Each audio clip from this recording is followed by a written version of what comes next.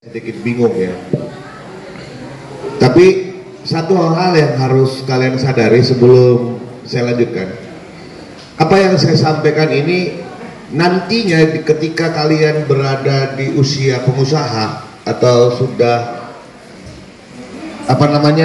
mencari makan sendiri ya, nggak dari orang tua lagi gitulah. Biovlog ini adalah budidaya yang harus kalian pahami.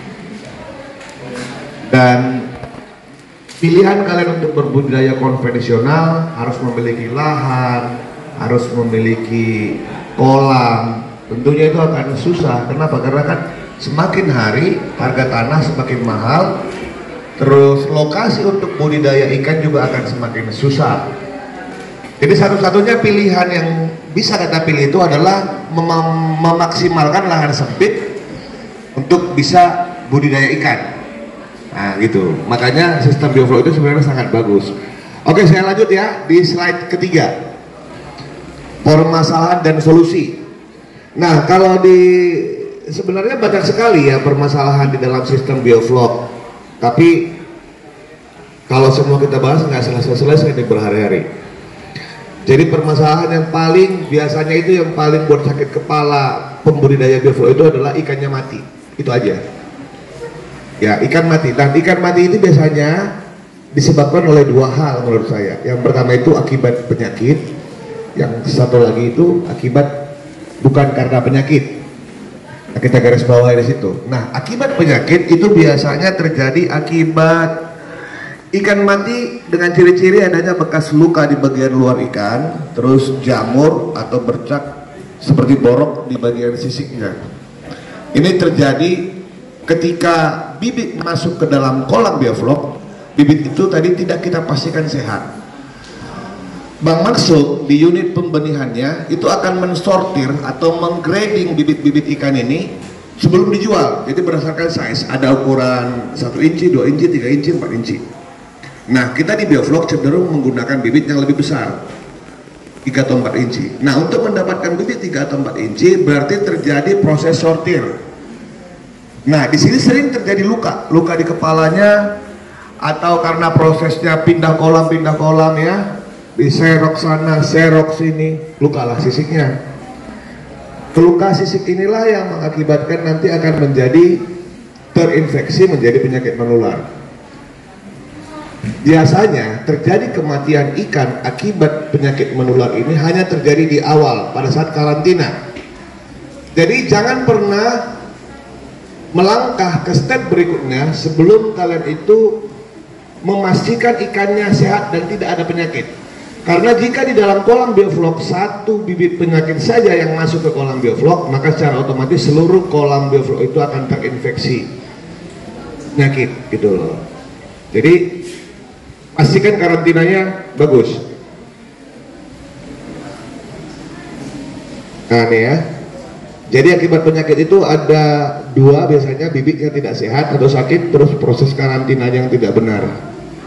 Solusinya, gunakan bibit atau benih berkualitas. Terus lakukan proses karantina dengan baik dan benar. Yang ketiga, tidak buru-buru merubah ke sistem bioflow. Jadi jangan pernah melangkah ke step bioflow sebelum benih ikan itu benar-benar kita pastikan sehat. Masalah yang kedua biasanya ikan mati itu akibat kualitas air atau bisa dibilang non penyakit ya. Nah, ikan mati dengan insang lebam biasanya itu karena kurang oksigen. Terus matanya kadang membesar, bisa jadi karena pH atau terdapat warna hijau di bagian perut. Saya sering menyebutnya kalau di video saya itu pecah empedu. Nah, ini semua bukan karena penyakit, tapi terjadi akibat menurunnya kualitas air. Biasanya ketika kita sudah melakukan karantina ikan, ini ciri-cirinya sehat itu biasanya ada kematian ikan dengan pecah empedu, hijau perutnya. Kalau saya di farm saya, jika itu sudah terjadi, maka segera akan dirubah ke sistem bioflow. Itu ciri-cirinya ya. Nah, jadi cara mengatasi kematian ikan akibat kualitas air. Cek faktor kualitas airnya secara berkala, pH-nya, kadar DO-nya kalau ada, terus kadar amonianya kalau kalian punya pengukurnya, Terus yang kedua itu cek perkembangan vlog dan jadwal pengulangan aplikasi probiotik. Ikan di sistem pemeliharaan bioflok, contoh setelah usia 2 bulan, sebab yang pertama akibat penyakit ini tidak akan kita temukan. Itu saya pastikan. Kalau kalian sudah menjalani bioflok dengan baik, nggak akan ada ikan mati kena jamur di usia 2 bulan atau di saat pemeliharaan bioflok. Biasanya kematian ikan itu akibatnya yang di bawah ini. Nah, makanya saya bikin di situ cek perkembangan vlog dan jadwal pengulangan aplikasi probiotik. Terus pastikan rumus-rumus dasar yang sudah ada itu dilakukan. Kalau misalnya contohnya aeratornya cuma 10 liter per menit, kalian masukkan ikan harusnya rumus dasarnya 100 ekor per meter kubik, kalian masukkan 300 ekor per meter kubik, ya sudah pasti ikannya mati. Jadi rumus-rumus dasar itu juga harus dibenerin gitu. Ada kan yang nyoba-nyoba, bang aku ada kolam, contohnya 2x4 berarti 8 meter kubik, isi ikannya harusnya 800 ekor. Dia belinya ke tempat Bang Maksum benihnya, kata Bang Maksum, udah deh aku kasih 1500 ekor, bonus 700 ekor. Kawan terima saja, 1500 ekor masuk ke 2x4 yang harusnya cuma bisa diisi 800 ekor atau maksimal 1000 ekor, ditebarkan 1500 ekor. Kejadiannya akan terjadi yang di bawah. Nah gitu. Jadi berdasarkan pengalaman saya, faktor kegagalan di sistem bioflok itu sudah saya bagi 3. Ini nggak ada di Google. Sudah saya bagi 3. Ini berdasarkan pengalaman saya dari satu kolam kecil jadi banyak kolam.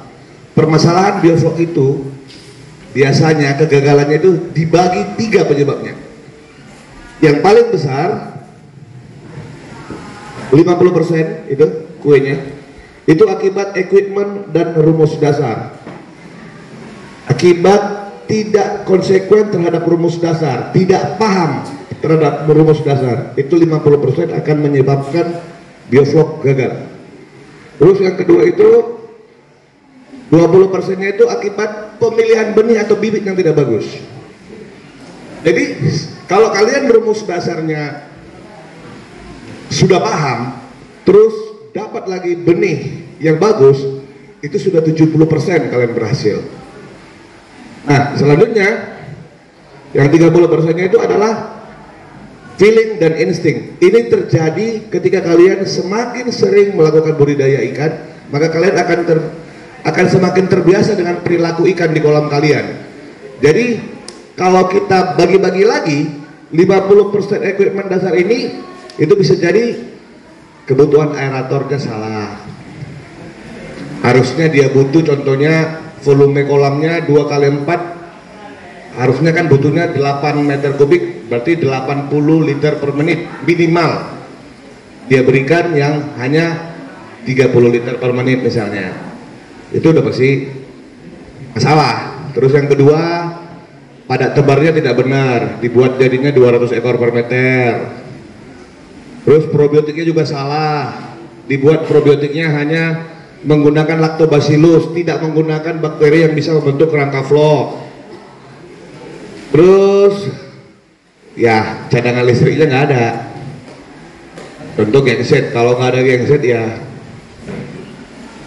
pasti mati gitu loh, nggak ada kata selamat gitu. Makanya cadangan listriknya juga harus diperhatiin. Nah kalau yang 20% ini, supaya kalian bisa mengatasi atau mendapat benih atau bibit yang bagus, kalian pilih itu benih berkualitas, sehat dan tidak luka.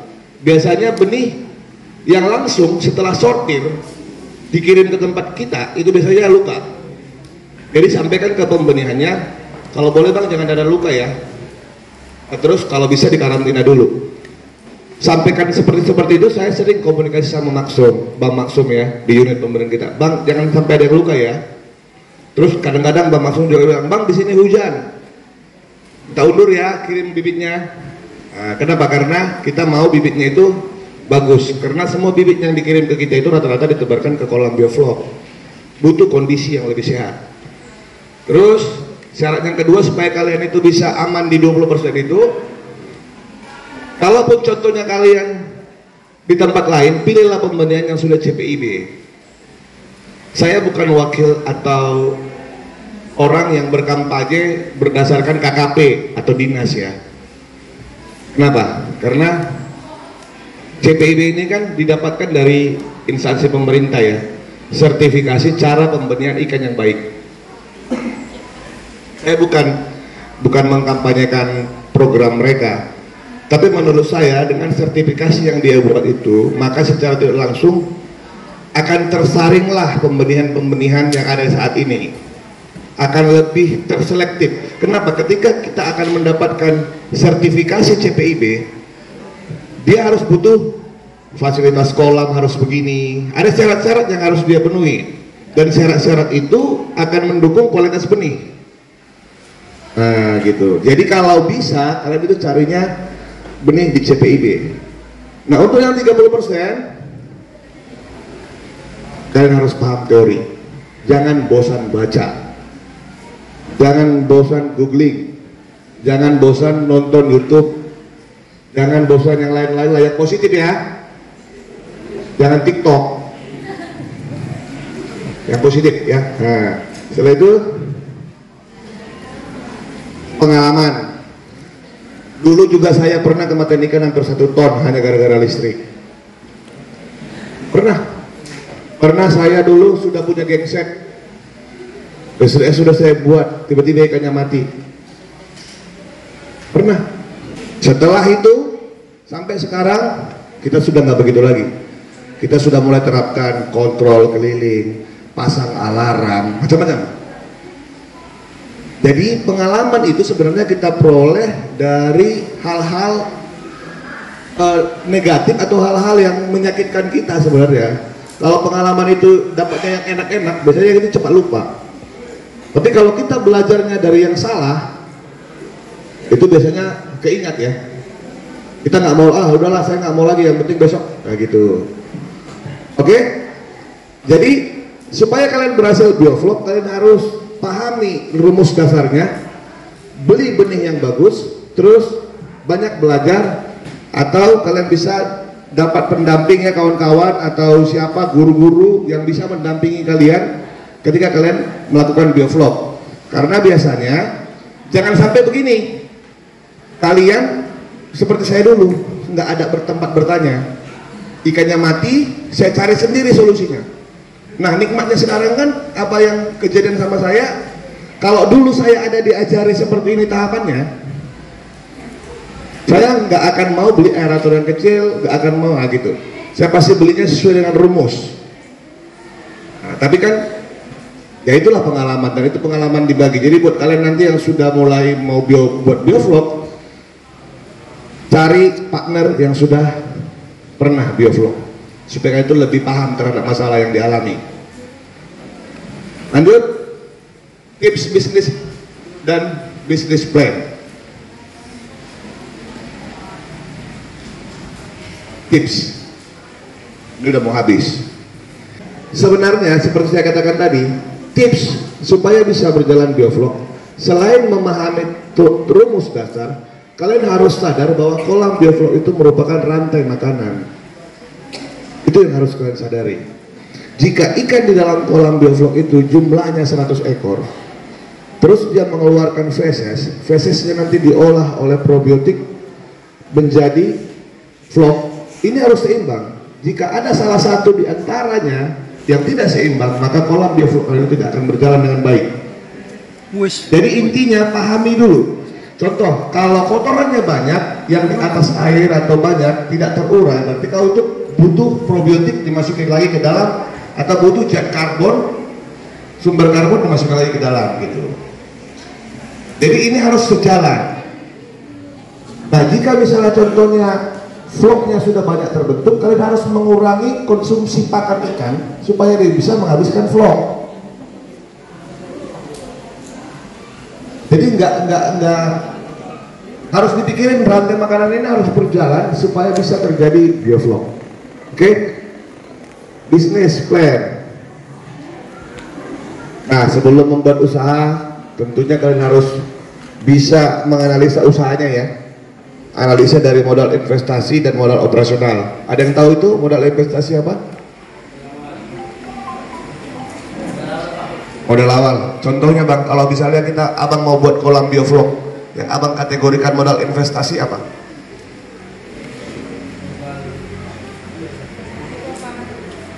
Pembelian lahan, ya kan? Pembelian kolam. Apa lagi? Nah, biasanya kalau mau buat usaha, mau buat es cendol atau buat apa, kalau buat usaha itu biasanya ada dua muncul modal. Yang pertama modal investasi. Modal investasi itu segala sesuatu yang kau beli, tapi tidak dikembalikan dari laba. Contoh, ruko, tanah, kolam. Kan nggak mungkin kolamnya belinya misalnya 3 juta terus dibalikin dari 1 kali panen, kan nggak. Dia modal yang bisa kita gunain terus lah. Jadi kan kolamnya terus kita gunakan sampai masa limit yang kita harapkan gitu. Nah, kalau modal operasional, modal yang kau keluarkan untuk menjalankan usahanya. Nah, nih modal investasi. Kalau untuk baru pemula, idealnya menurut saya itu kalian ngebuat 2 kolam sesuaikan dengan kondisi lahan. Kenapa 2 kolam? Karena ikan nila itu besarnya tidak seragam, sehingga bisa dilakukan sortir untuk mempercepat putaran bisnis kalian. Investasikan uangmu di 2 kolam. Terus modal operasional, pastikan modal operasionalnya tersedia minimal 1 kali dalam 1 periode pemeliharaan. Jangan sampai kejadiannya bisa beli kolam biovlog, bisa beli bibit biovlog, nggak bisa beli pakan. Ya, jangan sampai. Jadi harus disiapkan 1 periode. Nah, setelah itu harga pokok penjualan. Harga pokok penjualan ini adalah akumulasi dari modal yang kita keluarkan. Pakan, biaya listrik, pembelian benih, pembelian probiotik, itu dijumlahkan, itulah yang namanya harga pokok penjualan. Jadi ketika kalian sudah tahu harga pokok penjualannya, kalau di biovlog itu rata-rata 15.000. Bahkan tadi Buntu Pane bilang 17 ya kan, kalau pakai apa? Kalau pakai supercharge bisa 17. Bukan supercharge sih, karena molasnya di sini mahal. Ya, molasnya mahal. Bisa ke 17. Nah, ketika harga pokok penjualan kalian itu 17, jangan jual ikan lagi dengan target pasar di bawah 17. Ngerti maksudnya? Modal ikannya sudah 17.000, kau jual pula 17.500, untung. Tapi apa iya pantas 500 perak itu selama 4 bulan? Makanya target pasar ini penting. Target pasar ini penting untuk analisa bisnis. Contoh, target pasar kalian itu mau ngasih ke penjual ikan yang biasa pakai ikan toba dengan ukuran berat 500 gram. Itu kan target pasar nih. Si A jual ikan di atas 500 gram, maka kalian harus besarkan ikannya ke 500 gram. Siapkan equipment dan perlengkapan kalian itu ke 500 gram. Gitu ya. Bingung tidak bingung, lanjut ya. Simpulan biovlog adalah salah satu solusi cara budidaya ikan dengan menggunakan rekayasa ekosistem kolam, sehingga mampu menciptakan efisiensi yang ramah lingkungan dan produktivitas tinggi. Ini kita dapat dari semua pemaparanku tadi ya. Terus dia bisa terjadi jika biovlog ini bisa menguntungkan atau punya kelebihan hemat lahan, produktivitasnya tinggi, hemat pakan, terus lingkungannya aman. Lingkungan aman maksudnya itu lingkungan itu tidak tercemar gitu ya. Kenapa hemat lahan, produktivitas tinggi, hemat pakan, lingkungan aman? Karena dalam 1 meter kubik kolam biovlog kita bisa pada tebar 100 sampai 150 ekor. Terus kita bisa mendapatkan hasil panen 20 sampai dengan 25 kg per meter kubik, bahkan ada yang lebih. Terus food conversion ratio-nya antara 0,8 sampai 1,2. Food conversion ratio itu kan total pakan yang kita keluarkan menghasilkan berapa daging ikan gitu. Nah, ilmu budidaya perikanan akan terus berkembang seiring dengan kondisi lingkungan dan perkembangan pola hidup manusia, sehingga dibutuhkan penemuan baru yang mendorong peningkatan produktivitas, efisiensi, dan tetap berpatokan pada kontribusi positif. Kalau kalian memulai budidaya ikan nila sekarang, terutama adik-adik kita SMK, terus adik-adik kita yang kuliah di perikanan, saya rasa kalian bisa membagusi kembali teori ini gitu loh. Karena biasanya bioflok atau biasanya budidaya itu akan terus berkembang. Kalau zaman dulu hujan nggak apa-apa gitu, santai aja orang. Kalau sekarang mungkin hujan itu bisa pH turun, bisa pH naik karena pencemaran lingkungan. Semakin tuanya bumi ini, semakin banyaknya pencemaran lingkungan, dibutuhkan metode-metode baru dalam hal budidaya. Karena dia harus seiring ya dengan kondisinya, dinamis dia, mengikuti cara hidup manusia gitu. Jadi kalau kalian bisa nanti suatu saat mengembangkan teori ini ke arah yang lebih baik, alhamdulillah ya. Oke, hanya itu yang bisa saya sampaikan. Kalau kalian mau follow saya di Instagram boleh. Kalau kalian mau tonton video di channel YouTube saya juga boleh. Jangan lupa subscribe, subscribe ya, aktifkan notifikasinya. Begitu yang bisa saya sampaikan, Bang. Siap, siap. Oke, materinya selesai ya, Pak. Sementara selesai. Kita sesi tanya jawab. Oke, baik.